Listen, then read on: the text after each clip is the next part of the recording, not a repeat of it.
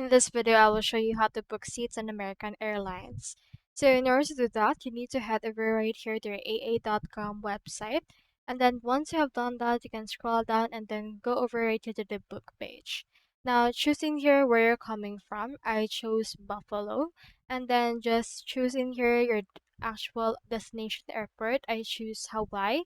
And then the number of passenger, input right here as well, your departure as well as return. Then after that, click onto the search bar. Now I have in here these flights available for those. So I have in here this for the specific time frame. We also have this another one and as well as another one. So for this one, they actually arrange per price. So for this one, just head over and choose which flight you want to actually go into. And you can see one of these fares they have in here are the main, the premium economy, as well as the business. So for this one, head over and select which one you want. And then after that, you should be able to book a seat based on this one.